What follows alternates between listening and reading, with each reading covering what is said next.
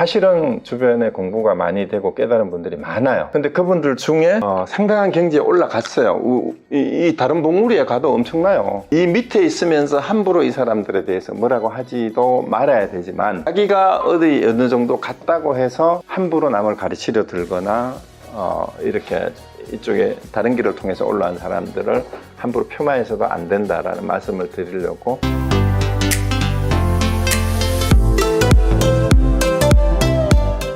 제가 봐도 그분들 중에는 상당한 경지에 가 있는 분들이 많습니다. 그런데 이제 그분들 중에도 부족한 게 뭐냐 하면, 아까 이제 산의 사진을 보여줬는데, 자기가 걸어온 길이 있어요. 그러니까 어느 루트를 통해서 정상에 갔는지, 정상에 갔는 건 맞아.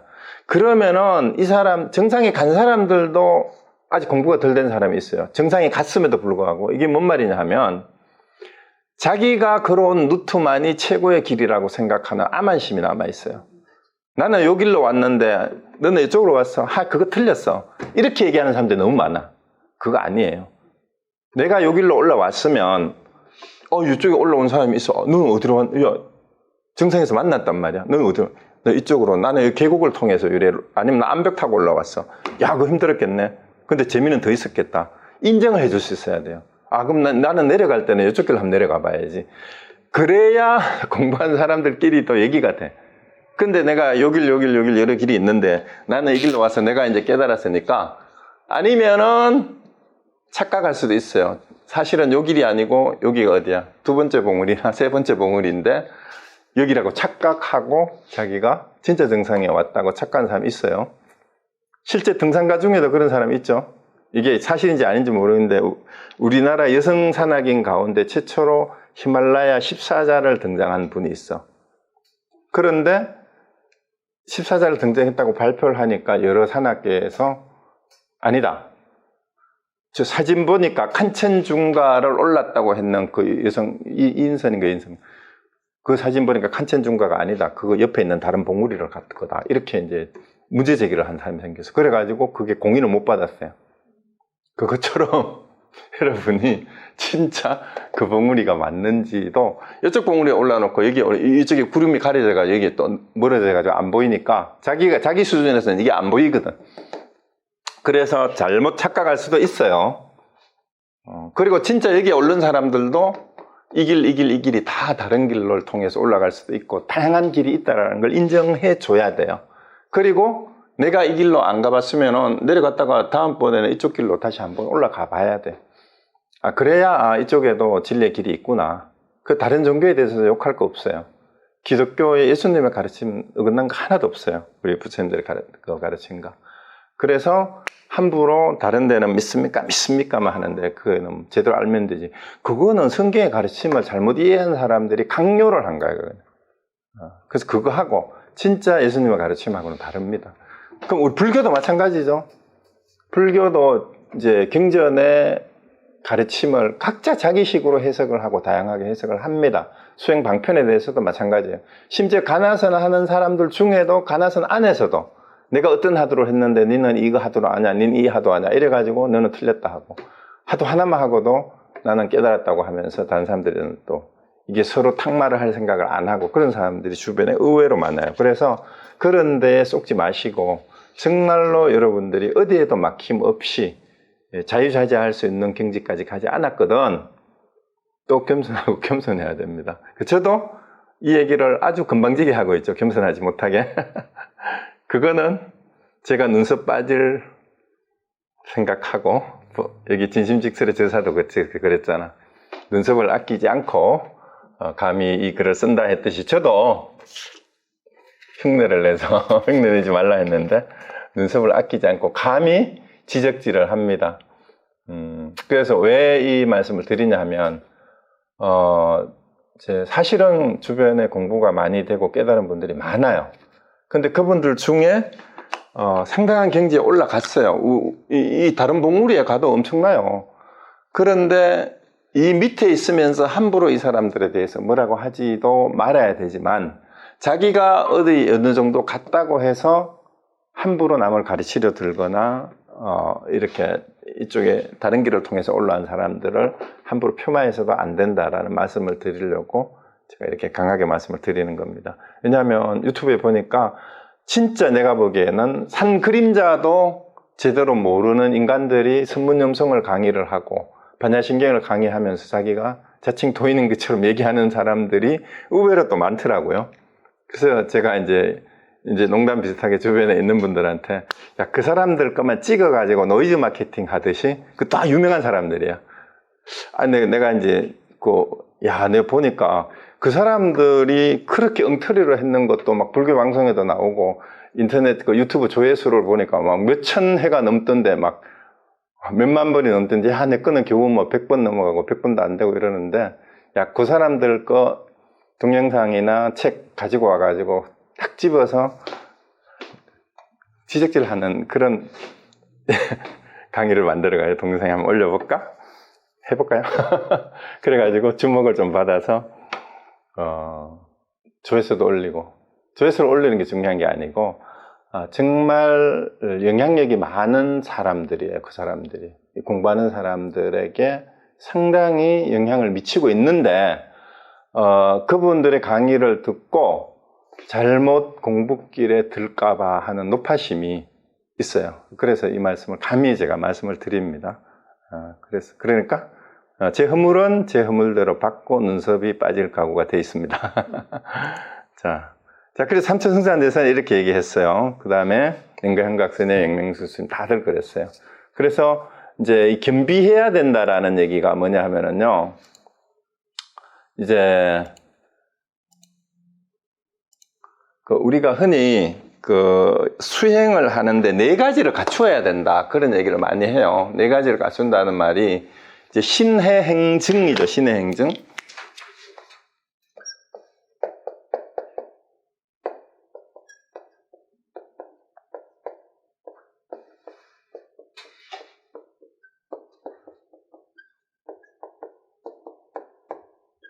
자, 믿었으면 이제 여기 이제 2개가 나왔잖아요. 제대로 알아야 된다. 바로 믿고 바로 알고 그러고 그것이 자기 삶에서 실천이 돼야 돼. 실천이. 믿고 알기만 하고 자기 삶이 그렇게 살지를 못하면 이게 삶 자체예요. 행한다라는 게 삶이고 실천입니다. 이 실천. 그리고 이 자기 삶을 통해서 자기 실천을 통해서 이게 증명이 돼야 돼. 검증이 돼야 된다는 얘기. 검증이. 신의 행정이란 말은. 뭐가 검증이 돼야 돼? 옛날 부처님의 말씀이나 조사들의 말씀이 정말로 내가 믿고 알고 살아가는 이 내용이 옛 불조의 가르침과 다르지 않다라는 게 점검이 돼야 된다면 확실한 체험이에요. 체험. 이렇게 됐을 때 공부가 원만하게 이루어진다라는 그 얘기입니다. 자, 그러고 이제 마무리 뒷부분에 또 봅시다. 자, 그 다음에 또 질문이 이제 하나가 더 남았어요. 자, 그렇다면 처음 공부하는 사람, 처음 발심을 한 사람, 조사문에 초발심을 이제 낸 사람이 아직 도에 들어가지 못하더라도 이익이 있느냐 없느냐면, 그러니까 발심만 하고 믿음에 대해서는 마음을 냈어. 믿는 마음은 냈지만 믿는 마음만 내고 도에 들어가지 못하면은 그래도 이익이 되냐 이렇게 묻는 거예요. 믿기만 해도 좀 이익이 되는 게 있습니까? 이렇게 묻는 거예요. 처음으로 믿는 마음을 내면. 그래서 사실은 제일 중요한 게 제가 생각하기에는 발심이에요. 초발심. 처음 내는 마음이. 그러니까 하엄경에는 초발심시 변정각이란 말이다. 초발심을 하는 그게 곧 바로 정각이다. 라는 얘기. 변성정각이 뭐 밖에서 그 정각이 되니까 초발심 그게 바로 정각이에요. 왜? 원래 부처니까. 원래 부처가 내는 그 마음이 그게 바로 바른 깨달음이고 부처의 마음이죠. 자, 그러면은 발심만 해도 발심만 하기는 했어. 그 믿음을 내기는 했는데 도에 못 들어가면 이익이 있느냐 이렇게 물은 거죠. 그러니까 이제 진심직설의 답이 기신론을 인용을 해서 대답을 해요. 이제 대승기신론은 이제 마명이 지었다고 하는 건데, 만일 어떤 사람이 이 법을 듣고 겁나고 약한 마음을 내지 않으면, 자, 겁나고 약한 마음이라는 게 뭐냐면, 나 같은 사람이 어떻게 부처가 돼? 내 같은 사람이 어떻게 부처야? 이렇게 생각하는 사람 참 많아요. 여러분 스스로가 다 부처입니다. 여러분 원래 다 갖춰져 있습니다. 이러니까, 저 같은 사람 어디예요? 저는 한참 택도 없어요. 이게 겁나고 약한 마음이에요. 이렇게 마음을 내지만 않으면 이 사람은 결정코 부처 종자를 이어받아 반드시 모든 부처님의 수교를 받을 것이다. 그러니까 제발 여러분이 이 말을 듣거든, 아우 저는 그래도요 아무리 들어도 잘 모르겠어요, 이런 마음 내지 마라 이 말이에요. 이거는 스스로를 낮추는, 비하하는 마음이에요. 그리고 가령 어떤 사람이 삼천대천세계에 가득한 중생을 교하여 십선을 행하게 하더라도, 이제 교종을 이제 겨냥을 하는 거죠. 삼천대천세계가 어떤 크기예요? 이제 삼천대천세계는 한 세계가, 1세계가 어디냐면 수미산 아까 있다 그랬잖아요. 그죠?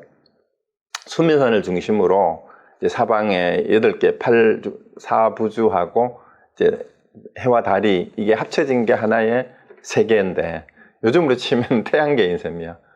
이런 세계가 1000개가 있는 게 소천세계예요. 그러니까 태양계가 1000개 있는 게 소천세계인 셈이야. 근데 이 소천세계가 또 1000개가 있는 게 중천세계야. 그러면 중천세계가 또 1000개가 있는 게 대천세계예요. 근데 이 대천세계가 또 3000개가 더 있대. 그 대천세계만 얼마예요? 10에 10성, 10에 2성, 3성이니까 3000, 그만 10억 개쯤 돼요. 태양계. 이렇게 가득한 중생을 교화를 하고 십선을 행하게 하더라도 이들을 교화해가지고, 십선이 뭐냐 하면은 이제 불살생하고 불토도하고 불사음 불마어, 그 다음에 불음주구나, 이런 거 하지 말고, 그 다음에 기어망어 악구 이런 거 하지 말고, 탐진치에 빠지지 말고, 이런 거를 시켜도 이 말이에요.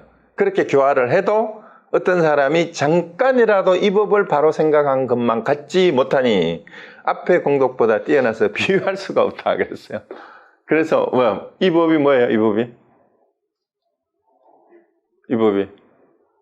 이 법을 바로 생각한 게 그게 뭐예요? 내가 본래 부처다라는 거예요. 내가 본래 부처다. 나한테 원래 모든 게 다 갖춰져 있다. 이걸 잠깐만 생각해도 그 공덕이 뛰어나기 이를 데가 없다. 그렇게 얘기한 겁니다. 자, 그러면 여러분이 어느 공덕을 선택하는 것은 여러분의 마음입니다. 자, 또 반야경에서는, 여기도 반야신경이나 반야부 경전 얘기하는 게 아니라 반야경 안에 600부 안에 금강경도 있다 그랬죠. 요게 금강경이에요. 금강경 실제로 금강간야 바라밀다경이죠. 한 생각 동안만이라도 깨끗한 믿음을 내는 사람은 열애는 모두 알고 모두 본다. 이러한 중생들은 이와 같은 한량없는 복덕을 얻는다. 자, 조사선을 얘기를 하면서도 또 경전을 인용을 해. 그 이유가 뭐예요? 사실은 경전을 제대로 이해하면 조사문의 가르침이 교문의 가르침과 다르지 않다라는 얘기를 하려고 경전을 가지고 오는 거예요. 그러면 이제 교문하고 또 조사문을 비교를 해놔 놓으니까 이게 좀 다른 건가 이렇게 해가지고 또 헷갈려가지고, 그럼 초기 불교는 수준이 낮고 조사선의 그 내용이 수준이 높은 거냐? 그렇지 않다라는 얘기예요. 아까도 말씀드렸듯이 초기 불교에서 얘기하는 그것은 이론이고 경전에 나오는 내용인데, 자, 그렇게 하는 게 틀린 게 아니고 그렇게 하는 것도 굉장히 어려운데, 정말 그 내용이 내 거가 돼가지고 내 삶이 신의 행증으로서 알고 실천하는 삶 속에서 펼쳐지는 걸 조사문은 여기서 얘기해요. 그렇게 정말 점검이 되느냐 이 말이에요. 그 팔정도의 내용이든 육바람일의 내용이든.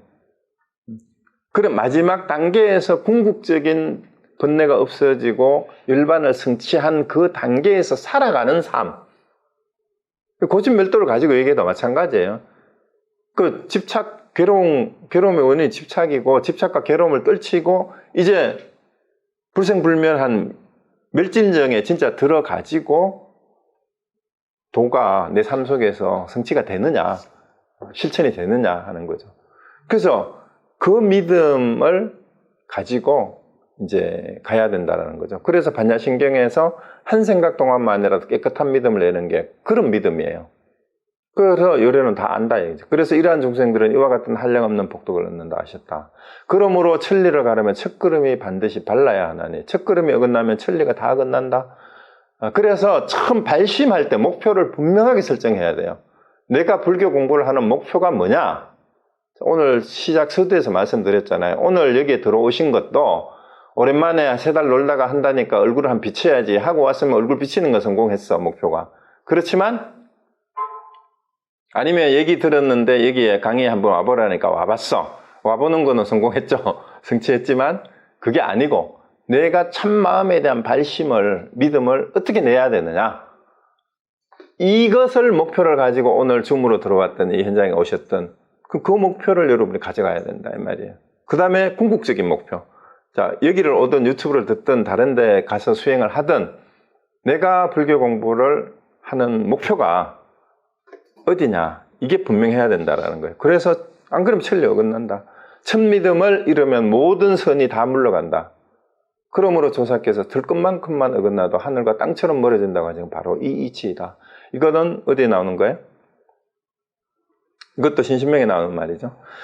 그래서 이제 호리유차 천지행격이란 말이에요. 삼조 승천대사의 신신명에 나오는 말입니다. 요 마지막 구절. 여기서 말하는 것도. 그러니까 우리가 우주선을 쏘아 올리는데 0.0001도만 각도가 어긋나도 제자리에 안 가요. 그래서 우리가 대충 감 잡지 마세요, 여러분.